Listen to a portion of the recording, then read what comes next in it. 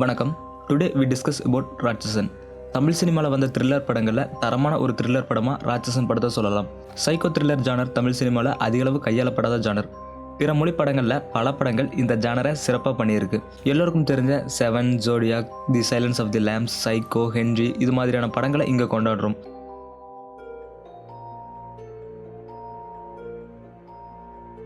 நம்ம தமிழ் மொழியில் அதுக்கான ஒரு முயற்சி எடுக்கும்போது அதில் இருக்க சின்ன சின்ன லாஜிக்கல் லூப் ஹோல்ஸ், டவுட்ஸை காரணம் காட்டி அதை ஒதுக்கி தள்ளுறது நியாயமாக படலை. அதுக்காகத்தான் இந்த வீடியோ.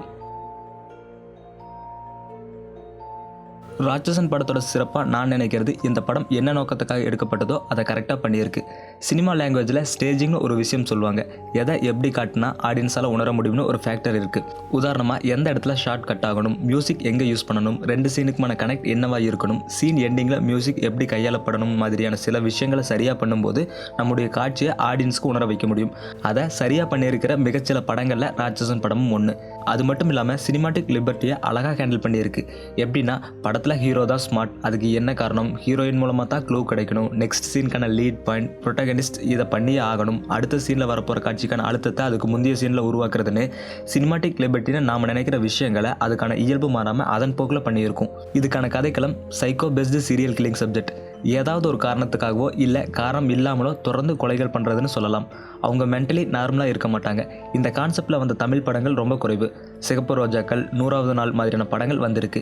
வேட்டையாடு விளையாடு மாதிரி ஒரு போர்ஷனாக கூட சில படங்களில் இது வந்திருக்கு. இல்லை கட்டுறது தமிழ் மாதிரியான படங்களில் கதையோடு ஒன்றி அதுக்கான தர்க்கம் சேர்த்தும் சொல்லப்பட்டிருக்கு.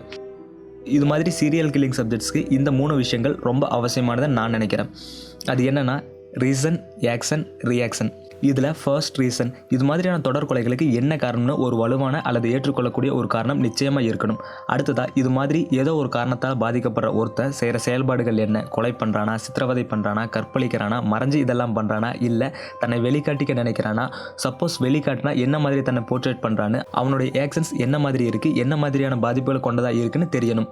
அடுத்ததாக ரியாக்ஷன், இது மாதிரியான கொலைகளை மக்கள் எப்படி பார்க்குறாங்க, இல்லை அதை கண்டுபிடிக்கிற போலீஸ் எப்படி பார்க்குறாங்க, சொசைட்டியில் அந்த செயல் என்ன மாதிரியான தாக்கத்தை ஏற்படுத்துது, போலீஸ் எப்படி கண்டுபிடிக்கிறாங்க, இன்வெஸ்டிகேஷன்ஸ் எப்படி இருக்குன்னு அதனுடைய எதிர்வினைகள் தாக்கத்தை ஏற்படுத்துகிற மாதிரி இருக்கணும். நல்லா கவனிச்சா நீங்கள் நல்ல படமாக நினைக்கிற எல்லா சீரியல் கில்லர் படத்துலையும் இந்த 3 விஷயம் சரியாகவும் சுவாரஸ்யமாகவும் சொல்லப்பட்டிருக்கும். உதாரணமாக சிகப்பு ரோஜாக்கள் படத்தை எடுத்துக்கோங்க. திலீப் அப்படிங்கிற கேரக்டர் பெண்களை கொலை பண்ணுற கதாபாத்திரமாக காட்டப்படுது. இதில் ரீசன், திலீப் சின்ன வயசில் பெண்களால் தொடர்ந்து பாதிக்கப்படுறான். சித்தி, முதலாளி பொண்ணு, அவரோட மனைவி இவங்களெல்லாம் பாதிக்கப்படுறான். அடுத்து இவனுடைய ஆக்ஷன், பெண்களோட பழகிறது, கல்யாணம் பண்ணி கற்பழித்து அதை வீடியோவாக எடுத்து தன்னுடைய வளர்ப்பு அப்பாவுக்கு காட்டுறது. அடுத்ததாக அந்த பொண்ணை கொன்று புதைச்சிட்டு ஒரு ரோஜாவை நடுறதுன்னு அவனுடைய செயல்கள் இருக்கும். இதுக்கான எதிர்வினையை ஒரு தனிப்பட்ட கதாபாத்திரம் சந்திக்குது. அது சாரதா கேரக்டர். சாரதா கேரக்டர் எப்படி பாதிக்கப்படுறாங்க, அதை எப்படி சந்திக்கிறாங்க, அதுலேருந்து எப்படி வெளியே வராங்கன்னு கதை சொல்லல் இருக்கும். இது மாதிரி ஒவ்வொரு சீரியல் கில்லர் படமும் இந்த 3 காரணிகளை கொண்டதாக இருக்கும். இது ராட்சசன் படத்துக்கும் பொருந்தும். கிறிஸ்டோபர் கொலை பண்ணுறதுக்கு காரணம், அடுத்து எப்படி கொலை பண்ணுறா, தென் அது எப்படி பாதிக்குது, அதை எப்படி போலீஸ் கண்டுபிடிக்கிறாங்கன்னு கதை போகும். இந்த கதையை சுவாரஸ்யப்படுத்துறது அதனுடைய திரைக்கதை. அது இது மாதிரியான உளவியல் சார்ந்த படங்களுக்கே உண்டான திரைக்கதை அமைப்பு. எப்படின்னா கதாபாத்திர உளவியலை 2ஆக ஸ்பிளிட் பண்ணி புரிஞ்சுக்க ட்ரை பண்ணலாம். ஒன்று ப்ரொட்டகனிஸ்டின் எக்ஸ்டர்னல் ஜார்னி அண்ட் இன்னொன்று கேரக்டரின் இன்டர்னல் ஜார்னி. இதில் மெயின் ப்ரொட்டகனிஸ்ட்டுக்கு எக்ஸ்டர்னல் ஜார்னி என்னவா இருக்குன்னா, கொலைகள் நடக்குது, தான் போலீஸாக இருக்கும், அதை எப்படி கண்டுபிடிக்கிறேன்னு மட்டும்தான் இருக்கும்.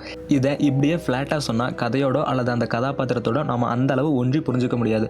ஸோ இங்கே அந்த ப்ரொட்டகனிஸ்டின் இன்டர்னல் ஜார்னி ஆட் பண்ணப்படுது. அவனுக்கான பின்புலம் உருவாக்கப்படுது. அந்த வேலை பிடிக்காமல் அந்த வேலையில் ஜாயின் பண்ணுறான். ஆனால் அந்த கேஸில் ஃபுல் இன்வால்வ்மெண்ட்டோடு இருக்கான். ஏன் அந்த சூழல் எப்படி உருவாகுது? இயக்குனர் ஆகணும்னு ஆசைப்படுற ஒருத்தர் அவனால் ஆக முடியல, அப்பாவோட வேலை தனக்கு வருது, எக்ஸாம் எழுதி எஸ்ஐ ஆகிறான். அப்போது இந்த கேஸ் வருது. இந்த இடத்துல அவனுடைய இன்டர்னல் ஜார்னியும் எக்ஸ்டர்னல் ஜார்னியும் லிங்க் ஆகுது. எப்படின்னா தான் இயக்குனர் ஆகணும்னு நினைக்கும் போது என்ன மாதிரியான கதையை சிந்திச்சாரோ அதே மாதிரியான ஒரு கேஸ் வருது. ஸோ ஆட்டோமேட்டிக்காக அந்த கேஸில் இன்வால்வ்மெண்ட் இருக்கிறது மட்டும் இல்லாமல் அவனுடைய இன்டெலெக்சுவல் திங்கிங்கான காரணமாக அவனுடைய பின்புலம் இருக்குன்னு நமக்கு புரியும்.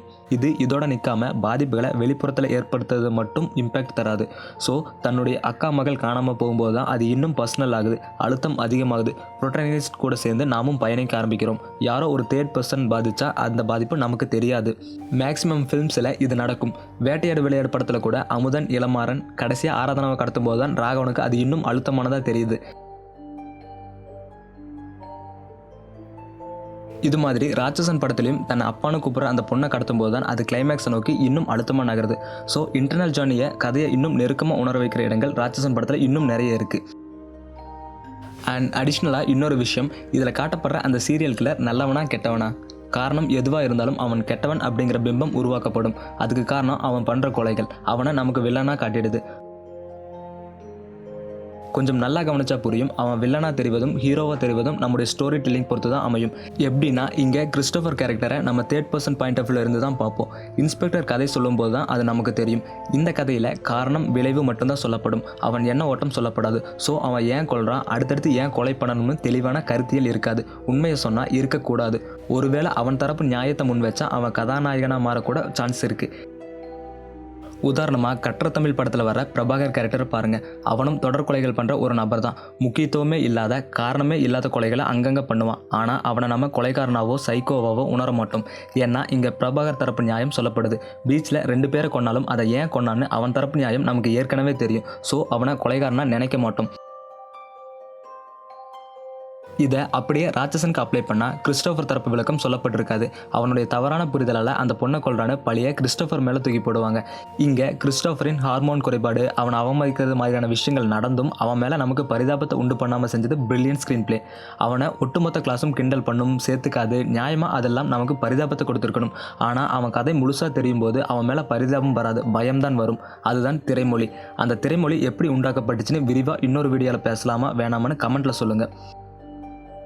இப்படி சைக்கோ த்ரில்லர் கதைகளுக்கே உண்டான பல எழுதப்படாத இலக்கண இலைக்குள்ளே அதை சரியாக பயன்படுத்தி சென்சிபிளான ஒரு திரைக்கதை எழுதப்பட்டிருக்கும். அப்புறம் இது மாதிரியான கதைகளுக்கு அவசியமானது கொலைகாரன் யாருன்னு தெரிய விடாமல் இருக்க என்னவெல்லாம் பண்ணணுமோ அதெல்லாம் பண்ணுறது. இங்கே ஆரம்பத்தில் நமக்கு கொலைகாரனாக உருவகப்படுத்தப்படுற இன்பராஜ் கேரக்டர் ஒரு அழுத்தமான அவசியமான கேரக்டர். ஒரு த்ரில்லர் கதையை சும்மாவெல்லாம் எழுத முடியாது, அதுக்கான நியாயத்தை உண்டாக்கணும். இந்த கேரக்டர் அதை பண்ணுது. எப்படின்னா, கிறிஸ்டோஃபர் கொல்றது பெண்களை மட்டும், அதுவும் ஸ்கூல் படிக்கிற பெண்கள். இங்கே லிங்க் உருவாக்கப்படுது. ஒரு ஸ்கூல் டீச்சர் இப்படி பண்ண வாய்ப்பு இருக்கு, அவர் ஏன் இதை பண்ணணும், அதுக்கான காரணமாக செக்ஸுவல் அப்யூஸ் முன்வைக்கப்படுது. இங்கே அது சரியாக பொருந்தி போகும். பெண்கள் கொல்லப்படுறாங்க, இறக்கிறது ஸ்கூல் படிக்கிற பெண்கள். இன்பராஜ் இப்படி ஒரு இழிவான கேரக்டர். ஸோ அவர் அப்படி பண்ண வாய்ப்புகள் அதிகம்னு கோணத்தை அவர் மேலே செலுத்தி கதையை சொல்லியிருப்பாங்க. இதை இன்னொரு விதமாக கனெக்ட் பண்ணதும் இன்னும் இயல்பாக கதையோட்டத்தை பாதிக்காமல் இருக்கும். அது அருணோட அக்கா பொண்ணும் இதே ஸ்கூலில் படிக்கிறது. இது இன்னும் நெருக்கமாகுது.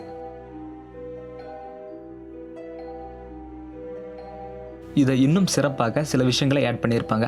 அருணுக்கு அந்த ஸ்கூலை ஏற்கனவே அக்கா பண்ணு மூலமாக அறிமுகப்படுத்துறது. அதுக்கு காரணம் அவர் அதில் ஃபேக் சைன் பண்ணுவார். இந்த ஃபேக் சைன் விஷயத்தை அடுத்ததாக இந்த கதையில் இன்னொரு இடத்துல யூஸ் பண்ணுவார். உண்மையை சொல்ல போனால் அந்த காட்சியில் ஃபேக் சைன் இயல்பாக போடுறாருன்னு காட்டுறதுக்காகத்தான் இந்த காட்சியில் கையெழுத்து போடுறது மாதிரியான விஷயத்தை திங்க் பண்ணியிருக்கணும். ஆனால் அதையெல்லாம் இயல்பாக கனெக்ட் பண்ண விதத்தில் ஸ்க்ரீன் பிளே இருக்கும். அதே ஸ்கூலில் படிக்கிற பொண்ணுக்கு காது கேட்கறதுல பிரச்சனை, அந்த மெஷினை கொலை நடந்த இடத்துல யூஸ் பண்ணது, அது மூலமாக கொலைகாரனை தேடி போகிறதுன்னு கதை விரியும். இதெல்லாம் ஜஸ்ட் வேர்ட்ஸில் சொல்லி கடந்து போகிறேன். ஆனால் இதை ஸ்க்ரீன் பிளேவாக மாற்றுறது அவ்வளோ ஈஸி இல்லை. அண்ட் இதுலேயே லேயர்ஸாக டிவைட் பண்ணியும் சில விஷயங்கள் சொல்லப்பட்டிருக்கும். எப்படின்னா, அந்த பொண்ணு காணாமல் போன அன்னைக்கு ஆட்டோவில் போனதை விஜி பார்த்துருப்பா. இங்கே இன்பராஜ், அந்த ஆட்டோ டிரைவர், விஜி, அருண் இவர்களை சுற்றி கதையை நகர்த்தி அந்த ஆட்டோ டிரைவர் மூலமாக இன்பராஜை ட்ரேஸ் பண்ணி அவன் இருக்கிற வரைக்கும் அந்த சஸ்பென்ஸ் உடையமாக பார்த்துக்கிட்டது எல்லாமே இயல்பாக இருக்கும். அவன் கொலைகாரன் இல்லைன்னு தெரிஞ்சுட்டா சுவாரஸ்யம் போயிடும். ஸோ அதை ஹோல்ட் பண்ணணும். அப்போது இன்பராஜ் வீட்டில் அந்த பொண்ணு கடத்தப்படணும். அவன் வீட்டில் அதுக்கு ஆதாரமாக அந்த கிஃப்ட் பாக்ஸ் பொம்மை இருக்கணும்னு ரைட்டிங் வைஸ் திங்க் பண்ணியிருப்பாங்க. இன்னும் உள்ள போய் பார்த்தா இன்பராஜ் அந்த பொண்ணை என்ன சொல்லி வீட்டுக்கு கூட்டிட்டு போறான வரைக்கும் டீட்டெயிலிங் இருக்கும்.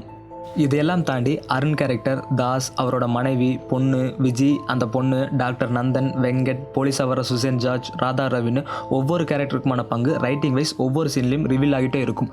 படம் ஃபுல்லாக ரைட்டிங் வைஸ் பிரில்லியண்டான நிறைய இடங்கள் இருக்குது. Character building, scene transformation, BGM wise hype create பண்ணுறது, அந்த கிஃப்ட் பாக்ஸ் என்ன மாதிரியான உணர்வை நமக்கு தருது, ஹை பிச்சில் சவுண்ட்ஸில் சில விஷயம் பண்ணது, 2 சீனுக்கும் இடையில் வர ரிதம் மூலமாக ஒரு உணர்வை உண்டாக்குறதுன்னு சொல்ல நிறைய விஷயம் இருக்குது. டியூரேஷன் அதிகமாக போகிறதால இந்த டிஸ்கஷனை இதோட முடிச்சுக்கலாம். மேபி இந்த வீடியோ உங்களுக்கு பிடிச்சிருந்து இதனுடைய தொடர்ச்சியாக அடுத்த வீடியோ வேணும்னா கமெண்ட்ஸில் சொல்லுங்கள். இதில் சொல்லப்பட்டது அதீதமாக தெரிஞ்சால் அதை விமர்சனம் பண்ணுங்கள். நன்றி.